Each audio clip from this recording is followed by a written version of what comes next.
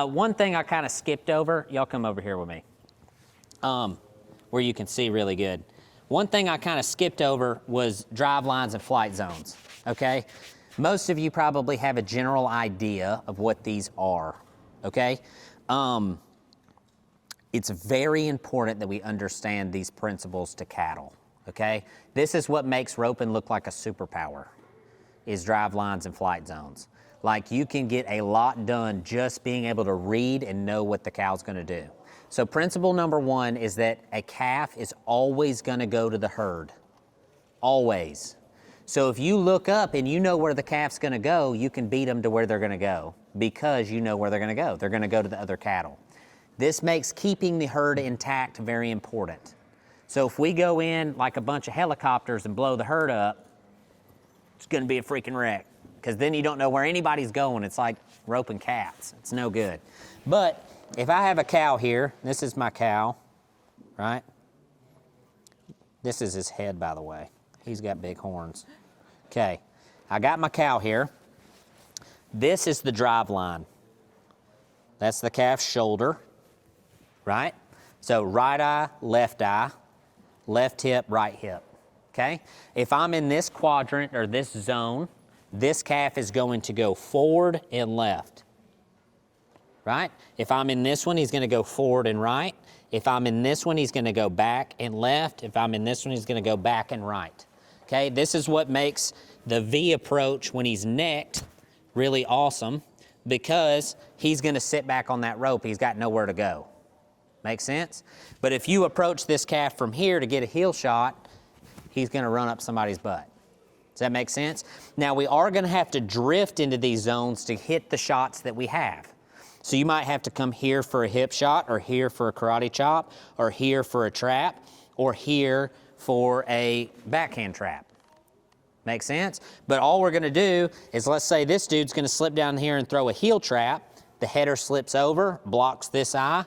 The other heeler is blocking this eye. And the hope is that we can kind of hold him where we want him to be. And the more we rope the calves, the easier this will be. Getting a trap will be pretty easy. Make sense? Additionally, this same calf has what's called a flight zone. Flight zone is like a giant bubble around the calf. And when it comes to heading or heeling, what you need to find is the line of this bubble. So I'm gonna approach this calf, and this calf outside of this bubble is gonna pretend like I don't exist. As soon as I cross this barrier, he's gonna look at me, or he's gonna flick his ear to me, just like he would with a horse, right? The further I get into this thing, the faster he's gonna leave, okay? So my goal heading is always to find this line and then retreat from that line. Because if I touch this flight zone, not swinging, when I pick my rope up to swing, it's gonna pop that bubble smooth open, right? So I wanna get right on the edge of it, and that's where I'm gonna throw from. Now, sometimes it's too far away to throw. So in that regard, we're gonna use our drive line to put the cow where we want the cow. Does that make sense? We're gonna pop his flight zone on purpose to get him to go the direction I want him to go to rope him. Does that make sense? This same principle applies to hip shots, right? So will I be able to get right here to throw a hip shot? Probably not. And this flight zone is gonna be a little smaller once you got him roped, because he's pretty concerned with that 1,200-pound horse holding his neck. You know what I mean? So he's not as focused on you usually. But what I'm gonna do is get as close as I can get in that flight zone, and that's where I'm gonna throw from when I'm heeling, when I'm throwing a hip shot. If you're gonna go in for a trap, you have to understand you are deep in the flight zone. He is gonna leave, right? Usually when you throw, maybe, if he lets you get that close, and sometimes you gotta drag him in it, but typically speaking, this is what we're gonna be thinking about on the approach. So if you get right here, let's say we get right here on this calf, and that sucker starts fighting that rope, like dancing around, all kind of crazy. And let's say you take 2 steps backwards and he quits. That's where I'm throwing from. Does that make sense? And you can throw a hip shot from freaking 30 foot. So letting the calf stand is simply our ability to read what he is reacting to. Usually, if you get right here and he's fighting pretty hard, the second you swing, he's gonna hit the gap. Whatever hole is out there, and your header's gonna have to kind of work them.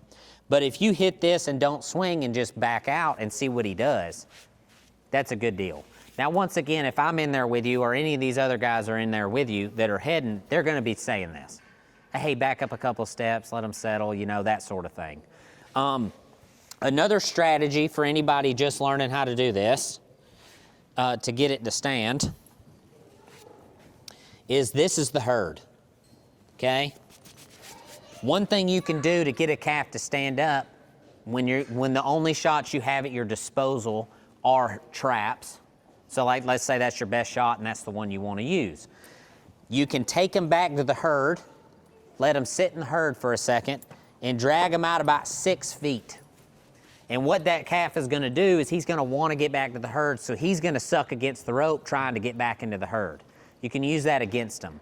Because now, when I go in for that trap, to deliver the trap, he's still wanting to get back to the herd. The header's gonna kinda have to hold him. But adversely, if you were to stop this calf right here and let him settle, and the herd's behind the header, right? The second you pop that flight zone, he's gonna go, I gotta get back to the herd. And he's gonna break through whatever hole you offered. Does that make sense? So that is a huge, like, if any of y'all ever go to the Pro-Am or have seen the Pro-Am, this is the tactic. You rope them however you gotta rope them, you take them back to the herd, you get 10 foot short, and you drag them 6 foot away. And y'all have seen those guys throw those giant turnovers at that place. That's how they do it. They use the herd as the draw, right? Any questions? Reading cattle is like, that's the part that makes this easy. When you know where he's gonna go, you just rope him. You know what I mean? But if you go in there and the whole herd blows up and is going all crazy, then it's really, really hard to get them to do what you want them to do.